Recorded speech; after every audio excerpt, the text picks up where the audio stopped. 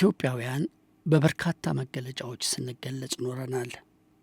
የብልህ ሰዎች መገኛ ሀገር፣ የዳበረ ባህል ባለቤቶች፣ ማካፈልን የሕይወታቸው አካል ያደረጉ ሕዝቦች፣ ደስታም ሆነ ሐዘንን የሚጋሩ እንግዳ ተቀባይና አክባሪ የሆኑ ቀደምት ሕዝቦች የሚለው አንዱ ነው። የታሪክ ባለቤቶች፣ ሃይማኖተኞች፣ የጥቁር ሕዝቦች የምንጊዜም የኩራት ምንጭ የሚለው ሌላው ነው። ከተዘረዘሩትና ካልተዘረዘሩት ሌሎች መገለጫዎች በተጨማሪ ኢትዮጵያውያን ትልቅ አኩሪ የምግብ ባህል ያለን ሕዝቦች ነን። የምግብና የአመጋገብ ሥርዓት ታሪክ፣ ፍልስፍና ያለን ሕዝቦች ነን። እኛ ስለ አመጋገባችን ሁሉንም የስሜት አካላትን የምንጠቀም ተቋዳች ሕዝቦች ነን ይላሉ ዶክተር ይሁን ያየለ ሙሉ ጤና ፍለጋ በሚለው መጽሐፋቸው። የምግብ ባህላችን በብዙ የባህል ምሰሶዎቻችን ውስጥ ይንጸባረቃል። የምግብ ባህላችን በክብርና ኩራት፣ በመተዛዘንና በመረዳዳት፣ በጨዋነት፣ በአደራ አክባሪነትና በሃይማኖተኝነት ላይ ሁሉ የሚንጸባረቅ ትልቅ ቅርሳችን ነው። ለምግባችንና ለምግብ ስርዓታችን ትልቅ ክብር የምንሰጥ ስርዓት ያለን ሕዝቦች ነን። ብዙ ነገራችን በምግባችንና በምግብ ስርዓታችን ይገለጻል።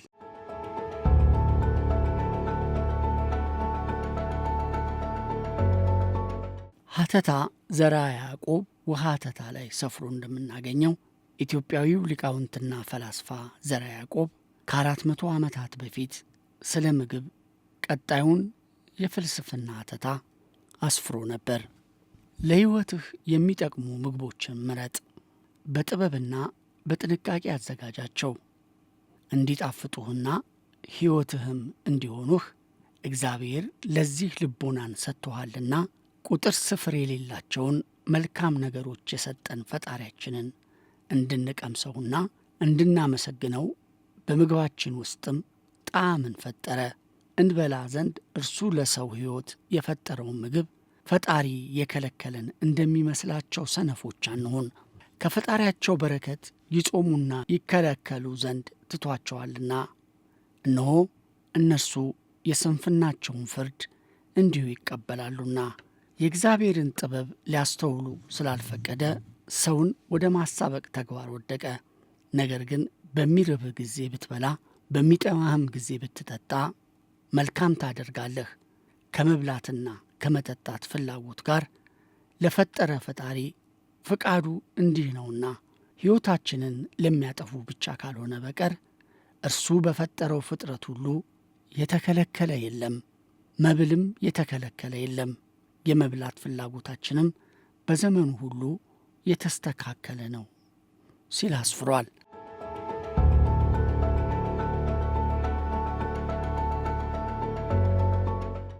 የኢትዮጵያ ባህል ከምግብ ጋር ከፍ ያለ ቁርኝት አለው። ስለ ምግብና ገበታ የሚያስተዋውቁ ጽሑፎች እንደ ሌሎች ስነ ጽሑፎች በርከት ያሉና አይነቱ ብዙ አይደሉም። ስለ ጥንታዊ ምግብና የምግብ ሥርዓት ከስነ ጽሑፍ ይልቅ ጥንታዊ ስዕሎች ብዙ ይናገራሉ። ጽሑፎችና ስዕላዊ መገለጫዎች በአንድ በኩል በተራው ሕዝብ ዘንድ ስላለው፣ በሌላ በኩል ደግሞ በቤተ መንግሥት ውስጥ ስላለው ልማድ እነዚህ ስዕሎች ያስቃኛሉ። በተለይ ጥንታዊ ስዕሎች ላይ ሰፍሮ ስለሚገኘው የገበታ ስርዓት፣ ምግብና የገበታ አቀራረብ በኢትዮጵያ ጥንታዊ ስዕሎች በሚል ርዕስ ስር በጀርመን ሀገር የታተመው የአቶ ግርማ ፍስሐ ጽሑፍ እንደሚገልጸው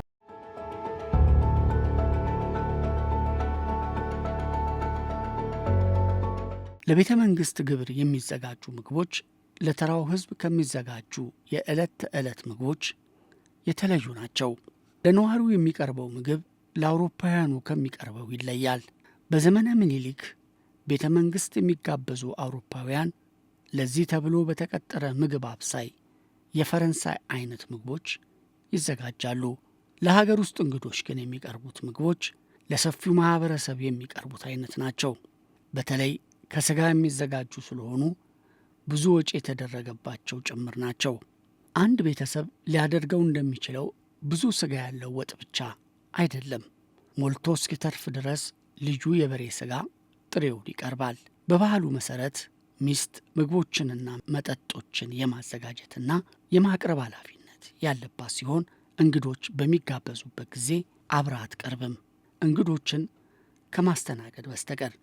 በተጨማሪም ምግቦቹን ሌሎች ከመመገባቸው ቀድሞ የመቅመስ ኃላፊነት የእሷ ነው። ፒሊ በርኒስ የኢትዮጵያ የአመጋገብ ስርዓት የአቢሲኒያ እንቆቅልሽ በሚለው መጽሐፍ ገጽ 45ና 46 ላይ እንዲህ አስፍሮታል።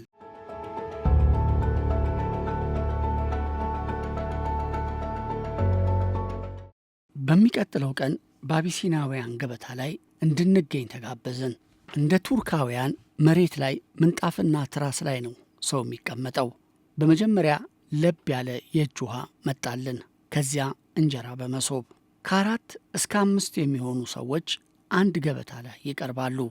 በመቀጠል ወጥ በሸክላ ሳህን ቀረበ። ከሚያቃጥል ቅመም የተሠራ የሥጋ ወጥ፣ የዶሮ ወጥ ከእንቁላል ጋርና ሌሎቹም ምግቦች ቀረቡና እንጀራው ላይ ተጨልፈው ተደረጉ። ሁሉም በቀኝ እጁ ከእንጀራው በልክ እየቆረሰ ከወጡ እያደረገ ቁራጭ ሥጋም እየቀላቀለ ይጠቀልላል። ከዚህ በኋላ አፍ ውስጥ ገብቶ ማላመጥ ነው። ያለ ቢላዋ፣ ያለ ሹካ፣ በባዶ እጅ ብቻ። በእርግጥ ሁሉም ከወጡ ጥሩ ጥሩን ማግኘት ስለሚፈልግ መሻማት ይኖራል። ጋባዡ ሰው ለተጋባዡ በራሱ እጅ ሲያጎርሰው የተለየ ክብር ይሆናል። የሥጋ ብልቶች ጥሬውን በአስተናጋጆች በቀላሉ ያው አጥንቱ ላይ ተይዞ ይቀርባል። ሰው የሚፈልገውን ያህል ይቆርጥና ይወስዳል። ለመጠጥነት የሚቀርበው የሚጠጣው ጠጅ ነው። የሚሰጠው በብርሌ ነው። ብርጭቆ የለም። ምግቡ ዓይናችን እስኪያነባ ድረስ በጣም የሚያቃጥል ነው። የአቢሲናውያን ምግብ እስካሁን ከቀመስኩት ምግብ ሁሉ በጣም የሚያቃጥል ነው ሲል አስፍሯል።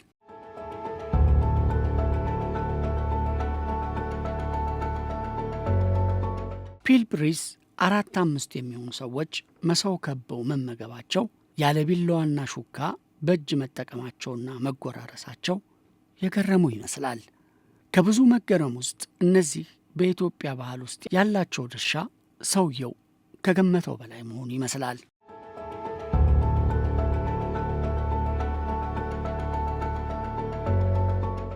ምግብ ለጥንታዊ ነገሥታት የአስተዳደር ዘይቤያቸው አንዱ አካል ነው። የድሮ ነገሥታት ምግብን እንደ ሀገር ማስተዳደሪያ ዘዴ ይጠቀሙበት ነበር። የፖለቲካ መሳሪያም ነበር። ማኅተመ ሥላሴ ወልደ መስቀል በዝክረ ነገር ይህንን ያረጋግጡልናል። የኢትዮጵያ ነገሥታት ሕዝቡን የሚያስተዳድሩት በሀገር ግዛት፣ በቀለብ፣ በጉርሻ ብቻ ሳይሆን ሌላ ትልቅ መሳቢያና ማቅረቢያ ጦር ሰራዊት ማደራጃ ግብር የሚባል ማስተዳደሪያ ነበራቸው። በግብር አሰጣጥ ሥነ ሥርዓት ላይ በመሶብ ዙሪያ አቀማመጥም የክብር ጉዳይም አለበት። ሰዎችን አንድ መሶብ ላይ ቢያስቀምጧቸው ዝቅ ያለው ከፍ ካለው ጋር መብላት ደስ ሲለው፣ ነገር ግን ትልቁ ከውርደት ቆጥሮት በጣም ይከፋዋል። የመሶብ ማዕረግ ከማንኛውም ስጦታ የሚበልጥ በመሆኑ ደጃዝማች ከበደ ተሰማ በታሪክ ማስታወሻ ከላይ የሰፈረውን የማኅተመ ሥላሴ ወልደ መስቀልን ሐሳብ ይደግፋሉ። በቀደመው ጊዜ የአስተዳደር ዘዴ በእህል በውሃ ግንኙነት በማድረግ ስለነበር ከልዑላን መሳፍንትና መኳንንት አንስቶ እስከ መጨረሻ ተራ ሰው ድረስ ግብር ይበላል ይላሉ ደጃዝማች ከበደ ተሰማ። የኢትዮጵያ መኳንንት የመሶብ ክብሩን ጠባቂ ስለሆኑ ስለ አቀማመጡ አስቀድመው ለሹማምንቱ ትእዛዝ ይሰጣሉ። ንጉሠ ነገሥቱም ማዕረግ ተቃውሶ መቀየምና መከፋት እንዳያመጣበት በማስተዋል ይህንን የመሶብ ስርዓት ይጠብቃል። በክብር የማይመሳሰሉትን ሰዎች አንድ መሶብ ላይ እንዲቀመጡ አያደርግም። ከፍ ያሉት ከማንኛውም ስጦታና ክብር የሚበልጥባቸው የመሶብ ማዕረግ ስለሆነ ንጉሡም በዚህ ረገድ በጣም ተመልካችና አስተዋይ ይሆናል። እነዚህ ሰዎች እንዲከበሩ ያደርጋል። የመሶብ ማዕረግ ቢዋረድ ከማዘንና ከመቆዘም ያደርሳል።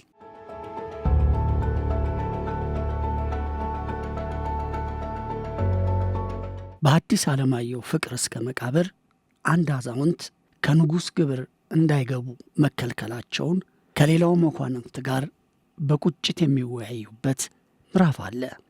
የንጉሥ ግብርና ቁርባን አንድ በመሆኑ ከረድኤቱ ለመካፈልና ጌታችን ከተራ ሕዝብ እንድንለይበት የሰጡንን ደረጃ ለመጠበቅ ነበር እንጂ እንጀራማ በየቤታችን ከእኛ ተርፎ ብዙ ሰው እናበላ የለ አሉ ዓይናቸው እምባ የሞላው ሰው።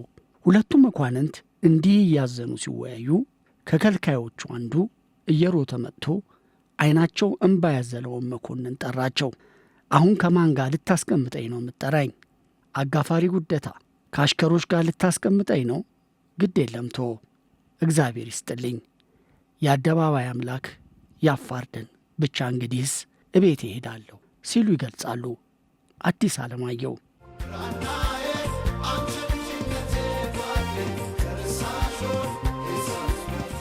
ዚአርግ ኳትስ የመጀመሪያው የጀርመን አምባሳደር በኢትዮጵያ ናቸው። የመንግሥት ተቋማትና የአቢሲኒያ ልምድና ወግ በሚለው ጽሑፍ ገጽ 6 ላይ በ1907 በዘመነ ምኒልክ ስለተደረገ ገበታ እንዲህ ገልጸው ነበር። ንጉሡ በልባዊ አቀባበል ሰላምታ ካበረከቱልን በኋላ እንደ አውሮፓውያኑ ዘይቤ ከዙፋኑ በስተግራ በኩል የተዘጋጀ ጠረጴዛ አጠገብ ስፍራ ተሰጥቶን ተቀመጥን።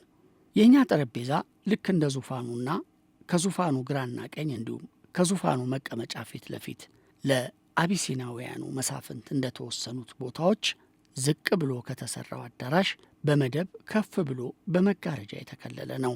እንደ ተቀመጥን አቢሲናውያን መሳፍንት መደቡ ላይ በተዘጋጁ ትንንሽ ጠረጴዛዎች ዙሪያ ከ4 እስከ 7 ሰዎች ሆነው መሬት ላይ በመቀመጥ መመገብ ጀመሩ።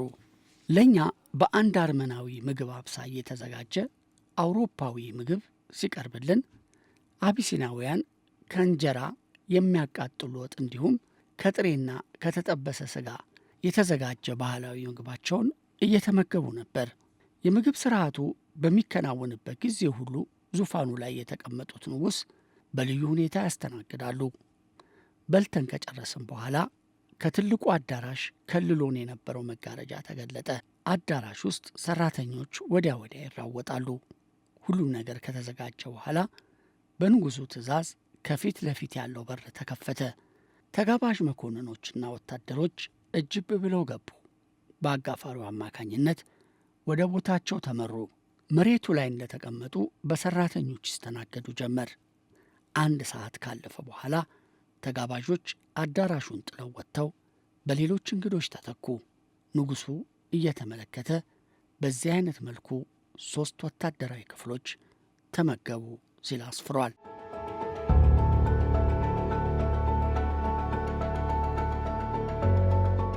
የግብር ስርዓት የነገሥታት የሥልጣን ዘመን ሲያከትም አብሮ ያከተመ ነገር አይደለም። ምክንያቱም ግብር ከምግብነቱ ባሻገር የመንግሥታት የሥልጣን መከወኛ መሣሪያ ነውና። በደርግ የሥልጣን ዘመን ቤተ መንግሥት የግብር ሥርዓት ይካሄድ ነበር። ያኔም ጠጅ ይጠጣል፣ ብስል ከጥሬ ይበላል። ያኔ የነበሩ የቤተ መንግሥት ሙያተኞች የሙያ ትሩፋት ዛሬም በተቋም ደረጃ እያየነው ነው። አሁንም ባለንበት የመንግሥት ሥርዓት ግብር ስሙ ተቀይሮ ግብዣ ቢሰኝም ዛሬም ባለሥልጣናት ግብር ያገባሉ።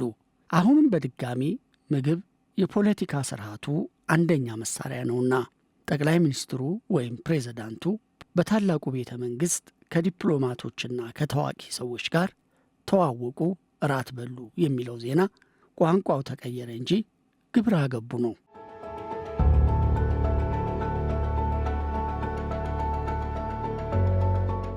ከነገሥታቱ በተጨማሪ የኢትዮጵያ ሕዝብ ተመሳሳይ የምግብና የአመጋገብ ሥርዓት እንደየአካባቢው ባህል እንዲሁም ባህላዊ የሆነ ግንዛቤ አለው።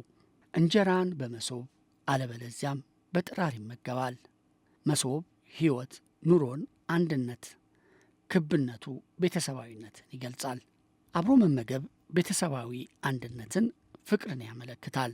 በቤተሰብ መካከል ያለን የግንኙነት ንፋስ ይደፍናል። ክብነቱ ፍጹምነት ነው። የክብ መነሻም መጨረሻም አይታወቅም። በዚህ ባህሪውም የፈጣሪ ምሳሌ ነው ይሉታል። የአልፋ ወኦሜጋ ዘላለማዊነት ምሳሌ ማለታቸው ነው። አባወራ ገበታ ባርኮ እንጀራ ወይም ዳቦ አሊያም ቆጮ ቆርሶ አስቀድሞ ለባለቤቱ ከዚያም ለሌላው የቤተሰብ አባል ቡራኬ ይሰጣል። እንደ እምነቱ ፈጣሪውን ያመሰግናል። ያለውን ተካፍሎ ይበላል። የዕለት እንጀራውን በፍቅር ያጣጥማል። ውሎውን ይተርካል። ነገውን ያቅዳል። ገበታ መቀራረቢያ፣ የቤተሰብ የኃላፊነት ቅደም ተከተል ማሳያ፣ ስነ ምግባር፣ ደንብ ማሳወቂያ ነበር። ከሰው ፊት አትቁረስ፣ እየበላህ አታውራ፣ አፍህን ዘግተህ አላምጥ፣ ስትፈቅድ ተጎራረስ የመሳሰሉት ሰፋ ያለ የሞራል ዋጋ ያላቸው ትምህርቶች በገበታ ላይ የሚፈጸሙ ናቸው።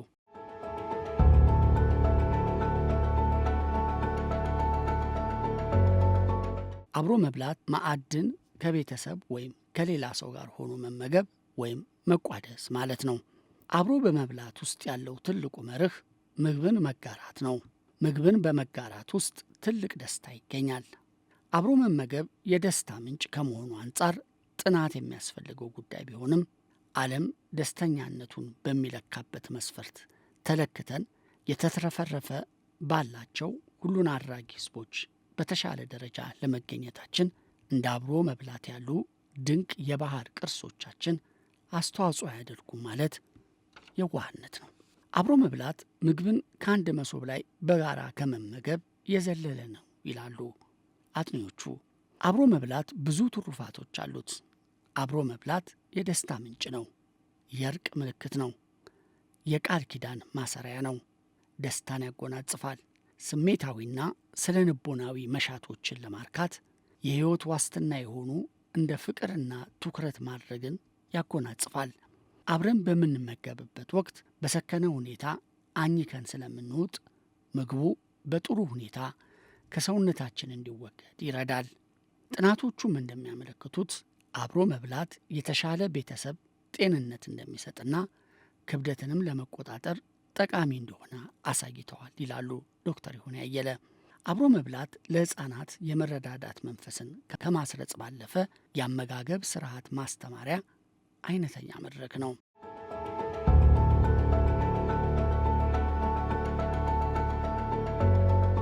የምግብና የአመጋገብ ስርዓት ከማኅበረሰብ እድገት ጋር አብሮ እንደሚሄድ ይታመናል። እንደ አጥኚዎቹ ዘገባ ከሆነ በኢትዮጵያ ከነባሩ የምግብ ስርዓት በብዙ ያፈነገጠ ጉልህ የሆነ ሽግግር መታየት የጀመረው በ1835 ዓ ም አካባቢ በሸዋው ንጉሥ ሳህለ ሥላሴ ወፍጮ ሲያስተክሉ ነበር። ቀሳውስቱ የሰይጣን ሥራ ነውና በወፍጮ የተፈጨውን እህል የበላ የሰይጣን አገልጋይ በመሆኑ አውግዘናል ስላሉ ወፍጮ ፈረሰ። ወፍጮ ፈርሶ እንደወደቀ ጳውሎስ ኞኞ አጤ ምኒልክ በሚለው መጽሐፉ አስፍሮታል። ቴዎድሮስም ወፍጮ እንዲተክሉ በአማካሪዎቻቸው ቢነገራቸውም የሴቶቻችንን ክንድ ምን ልናደርግበት ነው ብለው እምቢ እንዳሉ በዚህ መጽሐፍ ላይ ሰፍሯል። እንደገና ከግማሽ ምዕት ዓመት በኋላ በ1893 ዓ ም ምኒልክ ወፍጮ አስተክሎ በመኪና የሚፈጨውን እህል በማስፈጨት የመጀመሪያውም የመጨረሻውም ኢትዮጵያ ዱቄት ያስፈጩት ንጉሥ ሆነው ነበር። ሆቴል መብላት ነውር ያለመሆኑን ለማስተማር በአዲስ አበባ የመጀመሪያውን ሆቴል ከፍተው ሚስታቸው ጣይቱን ወጥ ቤት አድርገው በገንዘባቸው መኳንንቱን እየጋበዙ ሆቴል መብላት ያስተማሩም ናቸው። የአማካሪያቸውን የስቲቭን ሚስት ከፈረንሳይ ዳቦ ጋጋሪ ያስመጥታ ከወፍጮ በተገኘ ዱቄት ዳቦ እየጋገረች መሸጥ ጀመረች። ምኒልክና ጣይቱ በየግላቸው በየቀኑ የ20 ብር ዳቦ ለመግዛት ኮንትራት ስለያዙ የፉርኖ ዳቦ ገበያ ደራ። አዲስ የምግብ ሽግግርም በጉልህ በገሃድ መታየት ጀመረ። ሌላው አጼ ምኒልክ ስለ ፓስታ የወጡት አይረሴ አዋጅ ነው። አዋጁ ፓስታ ሹታ የሚባል ምግብ መጥቷል፣ ብሉ፣ ቆንጆ ነው፣ በኋላ ግን ተጠንቀቁ፣ እግራችሁ ላይ ጠብ እንዳይል፣ ሌላ ነገር ይመስላል የሚለው ነው። እንጀራን ከማጀት በማውጣት የእንጀራ ንግድ ሥራን እቴጌ ጣይቱ ብጡል የጀመሩት ይመስላል። በእውቀቱ ስዩም ከአሜን ባሻገር ላይ እቴጌ ጣይቱ እጅግ ተዋረደች፣ ሆቴሏን አቁማ እንጀራ ነገደች የሚል ትችት ወርዶባቸው እንደነበር አስፍሯል።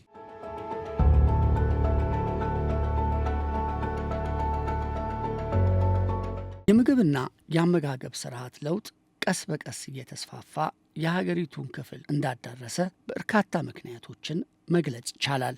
እቴጌ ጣይቱ በውጭ አገር የምግብ ሥራ የማንኛው አገር ዜጋ ነው ተመስጋኝ ብለው በመጠየቅ ግሪኮች መሆናቸውን በመስማታቸው የምግብ ሥራውንና ንግዱን ቦሎሎኮስ ለተባለ ግሪካዊ አኮናትረው የውጭ አገር ምግብን አስተዋውቀዋል።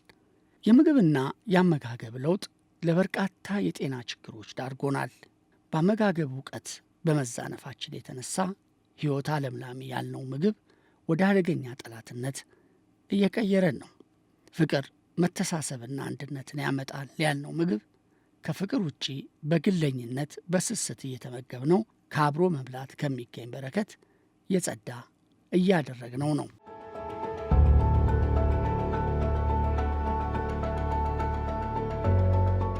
ኢትዮጵያ የብዝሃ ብሔር አገር ናት።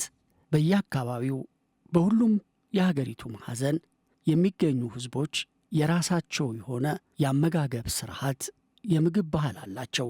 የአንዱ አካባቢ የምግብ ባህል ከሌላው አካባቢ የምግብ ባህል በብዙ መልኩ የተለየ ሊሆን ይችላል። ምግብ የአንድ ማህበረሰብ መገለጫ ነው።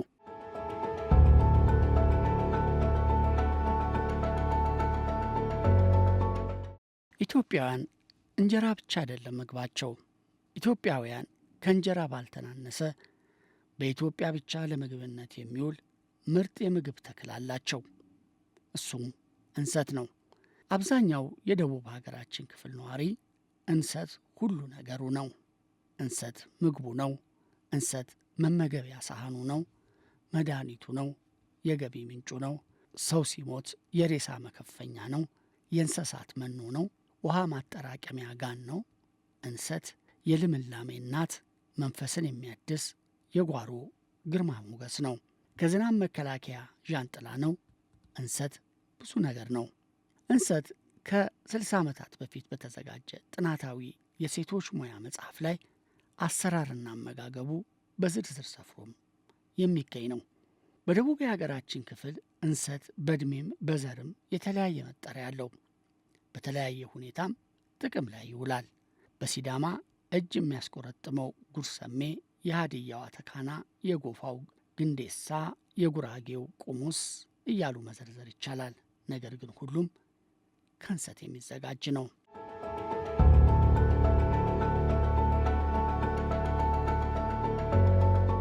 እንጀራ ከምግብነት ባለፈ የኢትዮጵያውያን መገለጫና መታወቂያ ምልክታቸው ነው። እንጀራ የሚለው ቃል ምግብ ብቻ ሳይሆን ብዙ ጽንሰ ሐሳቦችን የያዘ ነው። እንጀራ ከእኛ ከኢትዮጵያውያን ጋር በብዙ ማሰሪያ የተያያዘና የማይሰለቸን ጉርሳችን ሆኗል። እንጀራ ብዙ ነገራችን ነው። በምርቃታችን እንጀራ ይስጥህ እንላለን። እንጀራ ሀብትና ጸጋ ነው። ስራችንን የሚያደናቅፈንን በእንጀራ የመጣህብኝ እንላለን። እንጀራ የኑሮ መሰረት ነው። ሰውን ስመርቅ እንጀራ ይውጣልህ ይውጣልሽ እንላለን። እንጀራ የመልካም ምኞት መግለጫ ነው። ስናድግ ከታች በድን ከላይ በድን ከመሃል ላይ ነፍስ አድን ምንድን ነው ተብለን ተጠይቀን እንቆቅልሽ ፈተንበታል። እንጀራ ነፍስ አድን ነው። እንጀራ ከምግብነቱ አንጻር ባለ ብዙ ጥቅም ነው። እንጀራ መመገቢያ መሳሪያ ነው። ምግብን ጠቅልለን እንጎርስበታለን። የጥበብና የሳይንስ እውቀት ካዝናም ነው። ለዚህም ነው እንጀራ ምስጢር ነው የሚባለው። ከእውቀት አንጻር ካየነው እንጀራን ስናዘጋጅ በአይን የማይታዩትን ረቂቅ ፍጥረታትንም አላምደን ጥቅም ላይ ያውለናል። እንጀራን ስናስብ ወደ አእምሮአችን የሚመጣው እርሾ ነው። እናቶቻችን እርሾ ብለው የሚጠሯቸው እንጀራ አሰናጅ ሕይወታዊ ረቂቅ ፍጥረታት በማላመድ ጥቅም ላይ ያዋለዋቸዋል። እርሾን መጠቀም የጥበቦች ሁሉ ቁንጮ ነው። ለዚህም ሰዎች ራሳቸውን የስልጣኔ ባለቤት እንደሆኑ የሚገልጹበት አንደኛው መንገድ ምግብ ነው የሚባለው። እንጀራ ከጥንት ጀምሮ ጥበብና እውቀት አመንጪ መሆናችንን የምናሳይበት ድንቅ የፈጠራ ውጤታችን ነው።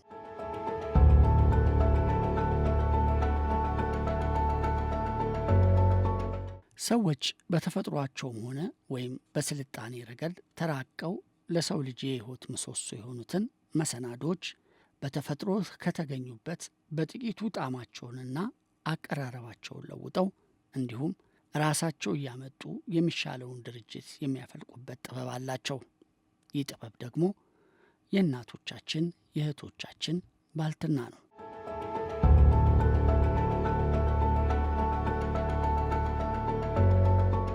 አዋጅ አዋጅ! ለእኛ ሕይወትና ጤና የሚሆነንን ብዙ ገንዘብ ማግኘትና መኩራት ነው ትላላችሁ። ብዙ ምግብ መብላት የሚያሰለጥነንና የሚያሻሽል ቢሆን የእኔ በቅሎዎች እያንዳንዳቸው 50 ዳውላ ደንገሉ በልተው ይውላሉ። እኛ የምናያቸው በስብሰው ሲወድቁ እንጂ ከቀን ወደ ቀን የሚያስከፋውንና የሚበጀውን ለይተው ሲሰሩ አይደለም። ከክርስቶስ ልደት በፊት ከ425 እስከ 451 ዓመተ ዓለም የኢትዮጵያ ንጉሥ የነበረው ንጉሥ ሰብታክ ለሕዝቡ መተዳደሪያ ደንብ አውጥቶና በእንጨት ላይ ጽፎ ባስተላለፈበት ወቅት ሕዝቡ አልቀበል ባለ ጊዜ ያስነገረው አዋጅ ነው።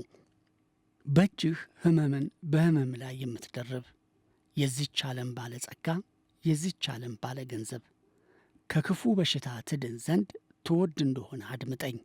ከጾም በኋላ ሁልጊዜ ሥጋ ቅባትን ስታገኝ በልክ በመጠን ተመገበው።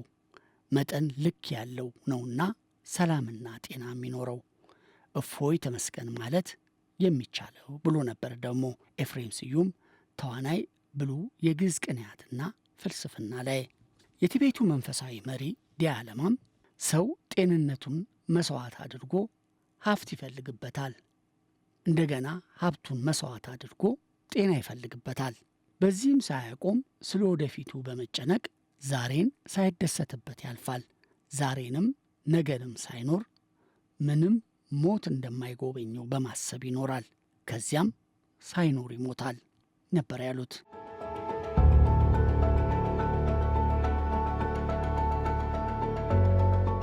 በአጠቃላይ የምግብና የአመጋገብ ባህላችን ተለውጧል። ብዙ የምግብና የአመጋገብ ባህላችን በነበረበት ያለና ያልተቀየረ አይደለም። የአመጋገብ ለውጦች ተካሂደዋል፣ እየተካሄዱም ነው። ላብነት ያህል ከቤት ውስጥ ድፎ፣ ህብስት፣ ሙልሙል ዳቦ ወደ ኬክ፣ በተፈጥሯዊ ሁኔታ ጊዜውን ጠብቆ ከቦካ ዳቦ፣ በፋብሪካ በተመረተ ጊዜን በሚያፋጥን እርሾ፣ ከቆሎ ወደ ኩኪስ፣ ከእንጀራ ወደ ፓስታና መኮሮኒ፣ ከቅባኑግ ወደ ፋብሪካ የሚመረት ዘይት፣ ከጠላ ወደ ቢራ የተደረጉ የምግብ ለውጦች በጉልህ የሚታዩ ናቸው። በአጠቃላይ ምግቦችን ከሙሉ ተፈጥሯዊ ይዘቱ ወደ ላመና የጣመ ባለብዙ ቅባት፣ ባለብዙ ጨው፣ ከዚያም አልፎ በኬሚካል ታሽቶ የታሸገና ስኳር የበዛበት አይነት እየሆነ መጥቷል። ምግብ የሞላባት ሀገር ምግብ መድኃኒት መሆኑ ቀርቶ መድኃኒት ምግብ መሆን ጀምሯል። ጤና ለሰው ልጅ ታላቅ ስጦታ ነው። የብዙ ጥሩ ስሜቶች ስብስብ ጥሩ ነገር ነው። የታላቅነት፣ የልቁነት፣ የሕያውነት፣ የአድናቆት፣ የመደሰትና የመሳቅ ስሜት ነው። ጤና መኖርን እንደ ትልቅ ጸጋ መቀበል ነው። አሳቢ መሆን ነው። ለወገንና ለሀገር ደህንነት መሥዋዕት ለመሆን መዘጋጀትም ነው። ጤና ባሳለፍነው መልካም ጊዜያት መርካት፣ በትዝታ መመሰጥ ነው። በብሩህ ተስፋ መኖር ነው። አድርገዋለሁ በሚል ስሜትና በጥንካሬ መሞላት ነው። ለመጪው ትውልድ ማሰብ ነው። ከአሉታዊ አስተሳሰቦች፣ ክፋት፣ ምቀኝነት፣ አድሏዊነት፣ ዘረኝነት፣ ሌሎችን ነፃ መሆን ነው። ወደ ሕይወት ስኬቶች የሚወስድ የተነጠፈ ምቹ መንገድ ነው። እንግዲህ እኛ ኢትዮጵያን ሰላምታችንን ስንጀምር ጤና ይስጥልኝ የምንለው ይህን ሁሉ በመመኘት ነው።